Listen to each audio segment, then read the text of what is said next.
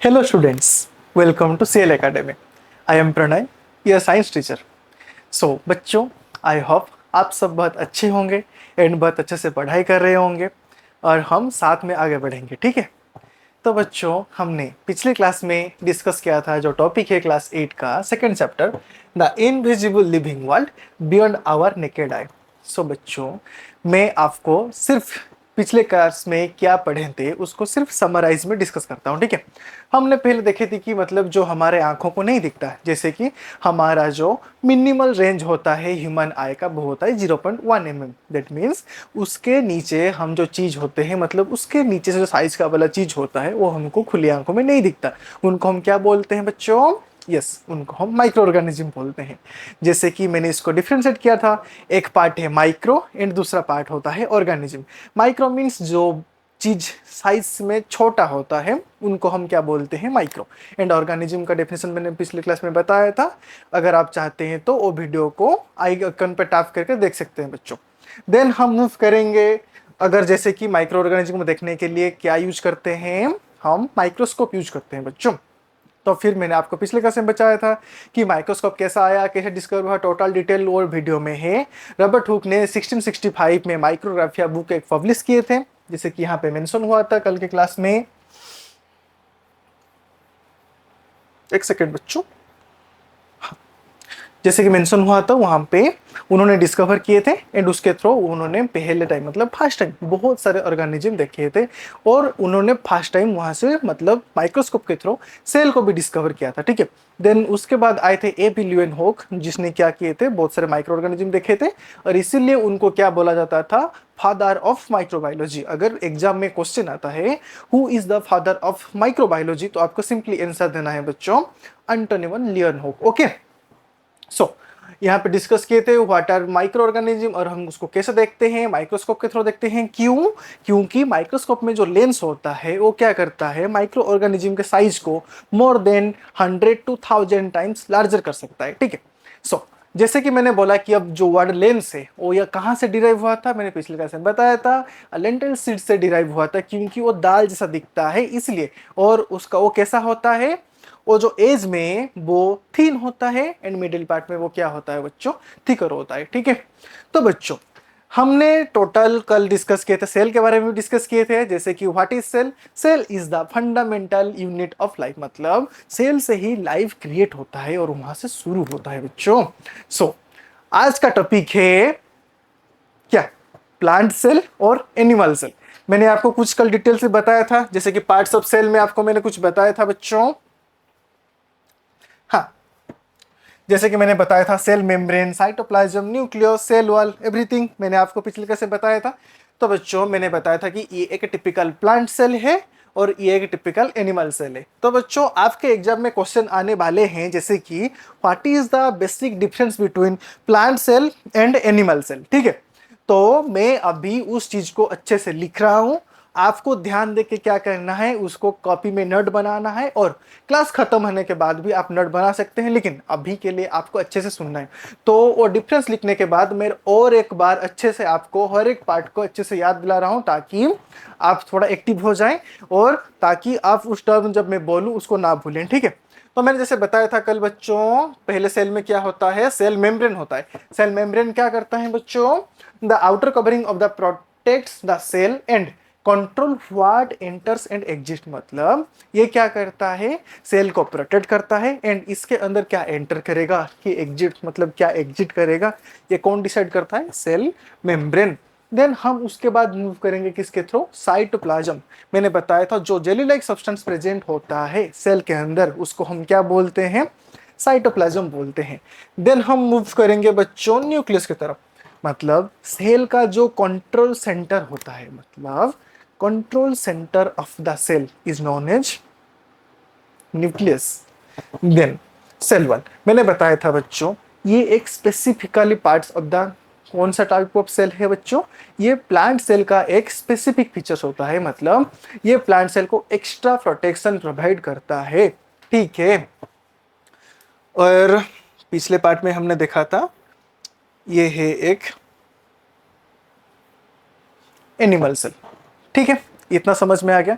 तो बच्चों आज हम शुरू करेंगे the difference between plant cell and animal cell. आपको अच्छे से नोट करना है एंड अच्छे से समझना है। जो आपको डाउट आ रहा होगा बच्चों, आप हमको कमेंट के थ्रू पूछ सकते हैं, और अगर हो सकता है तो वीडियो को थोड़ा लाइक भी कीजिए, ठीक है। तो बच्चों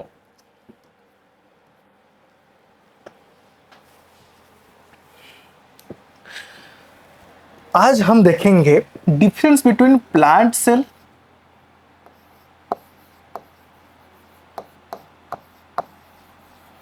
एंड एनिमल सेल।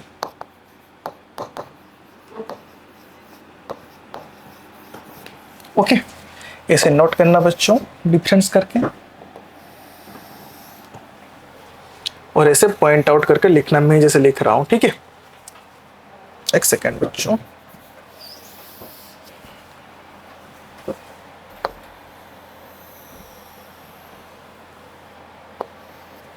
ओके, जो इसका फर्स्ट पॉइंट होगा बच्चों, मतलब नॉर्मली आप सभी को पता होता है कि जो सेल वॉल होता है, मैंने बताया था ना कि एनिमल केस में सेल मेम्ब्रेन होता है और प्लांट केस में सेल मेम्ब्रेन तो होता है, उसके साथ एक एक्स्ट्रा प्रोटेक्शन प्रेजेंट होता है जिसको हम क्या बोलते हैं, सेल वॉल बोलते हैं। सेल वॉल क्या करता है बच्चों, सेल वॉल प्लांट को एक्स्ट्रा प्रोटेक्शन प्रोवाइड करता है, ठीक है। तो पहले पॉइंट में हम लिखेंगे सेल वॉल, क्या, जैसे कि मैं यहाँ लिख रहा हूँ वैसे लिखना बच्चों। सेल वॉल, सेल वॉल यहाँ पे क्या होता है, प्रेजेंट। मैं यहाँ पे शॉर्ट में लिख रहा हूँ बच्चों, लेकिन आप अच्छे से नोट करके लिखना। और यहाँ पे मैं लिख रहा हूँ सेल वॉल क्या होता है, एब्सेंट। और यहाँ पे आप लिख सकते हैं कि only cell membrane is present. यहाँ पे लिख सकते हैं both cell wall and cell membrane is present. Then हम जाएंगे उसका क्या, शेप की तरफ, ठीक है। सेकेंड पॉइंट में अगर हम देखेंगे कि शेप,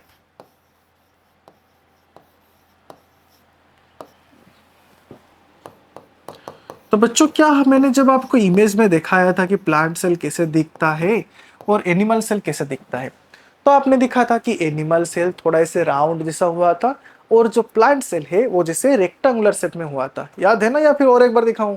नहीं, मैं नहीं दिखा सकता, आप थोड़ा एक बार पीछे, मतलब वीडियो को पीछे कीजिए और देख लीजिए, वहां पे इमेज अच्छा सा होगा, ठीक है। और जो एनिमल सेल होता है वो कैसे होता है बच्चों, ये एक इरेगुलर शेप होता है एंड ये कैसे होता है, सर्कुलर होता है।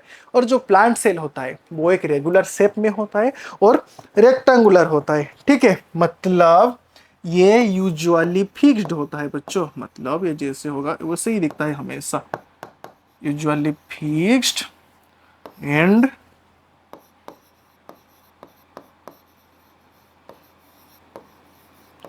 रेक्टेंगुलर, ठीक है। मैंने जैसे बताया कि प्लांट सेल कैसा होता है, यूजुअली फिक्स्ड होता है एंड कैसा दिखता है, रेक्टेंगुलर होता है, मतलब ये रेक्टेंगुलर शेप में होता है। देन अगर हम मूव करेंगे कि एनिमल सेल के केसेस, ये कैसा होता है, ये यूजुअली इरेगुलर होता है बच्चों, कैसे, यूजुअली, एक सेकेंड,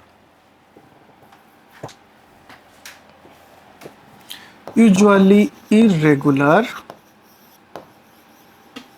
और मैंने तो अभी आपको ऐसे बताया कि इसका जो शेप होता है कैसे होता है बच्चों, ये सर्कुलर शेप में होता है, ठीक है।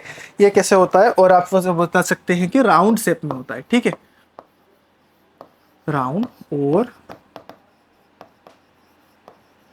सर्कुलर शेप में होता है। तो मैंने अभी तक दो पॉइंट बताया कि पहले पॉइंट में बताया कि सेल वॉल होता है, यहाँ पे प्रेजेंट होता है, और यहाँ पे सेल वॉल एब्सेंट होता है। एनिमल सेल के केस में क्या प्रेजेंट होता है बच्चों, सेल मेम्ब्रेन प्रेजेंट होता है। देन सेकेंड पॉइंट पे हमने डिस्कस किए कि शेप, जो शेप यूजुअली फिक्स्ड होता है प्लांट केस में, एंड एनिमल सेल में शेप यूजुअली कैसे होता है बच्चों, इरेगुलर होता है। एंड इसका साइज, मतलब ये कैसे दिखता है, रेक्टेंगुलर शेप में दिखता है, एंड ये कैसा दिखता है, राउंडेड और सर्कुलर शेप में दिखता है। देन हम जाएंगे उसके बाद क्या बच्चों, थर्ड पॉइंट में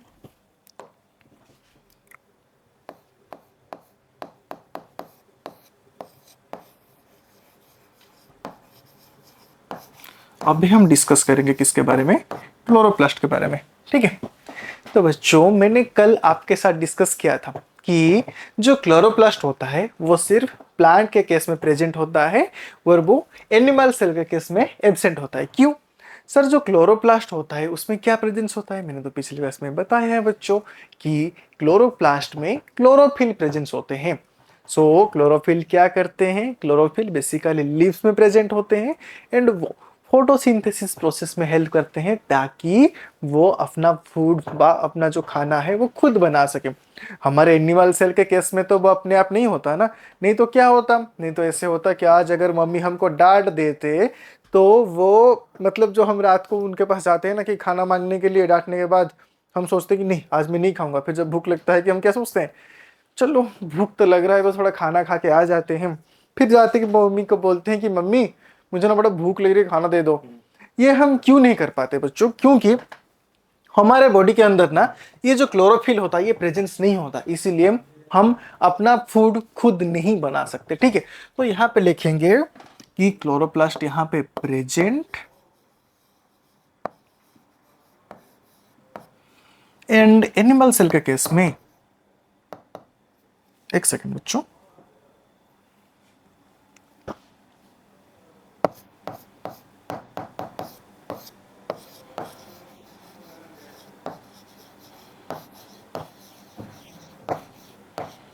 एनिमल सेल के केस में क्लोरोप्लास्ट क्या होता है? एब्सेंट। ठीक है, ताकि हम अपना फूड नहीं बना सकते खुद। देन हम जाएंगे बच्चों भाक्वेल की तरफ, हम मूव करेंगे। ठीक है, अभी नेक्स्ट पॉइंट है बच्चों, एक सेकंड,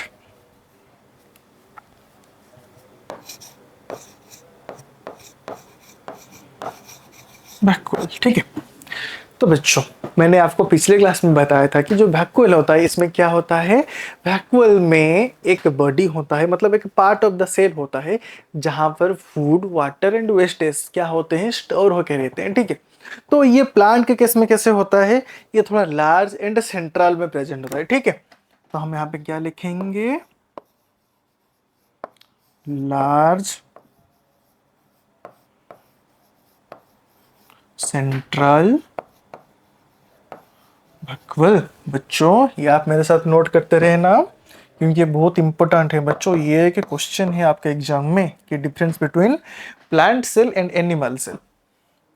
और एनिमल सेल के केस में वैक्यूल कैसे होता है बच्चों, आप बताइए। आपने तो मतलब मैंने कल आपके साथ मतलब डायग्राम डिस्कस किया था ना, तो यहाँ पे कैसे होता है? स्मॉल और टेम्पररी होता है। ठीक है, तो एनिमल केस में वैक्यूल कैसे होता है? स्मॉल एंड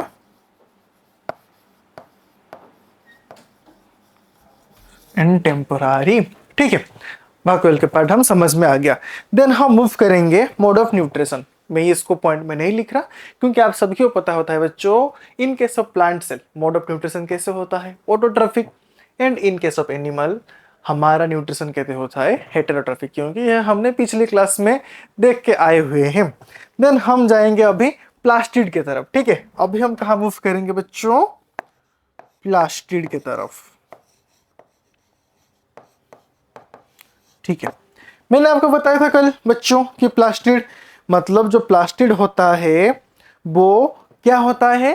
प्लांट सेल में प्रेजेंट होता है एंड एनिमल सेल में एब्सेंट होता है। ठीक है, तो यहाँ पे लिखेंगे in case of plant cell plastid is present. ऐसे नोट करते रहना कि in case of plant cell plastid is present and in case of animal cell plastid is absent. ठीक है, देन हम जाएंगे बच्चों नेक्स्ट सेंट्रियोल। ठीक है, सेंट्रियोल क्या होता है? यहाँ पे एक ट्विस्ट आएगा, जो प्लांट सेल होता है वहां पे सेंट्रियोल नहीं होता and in case of animal cell centriole होता है। ठीक है, जैसे कि मैं यहाँ पे लिखूंगा लास्ट पॉइंट में, सेंट्रियोल क्या होता है? In case of plant cell it is absent and in case of animal cell centriole जो है वो प्रेजेंट है।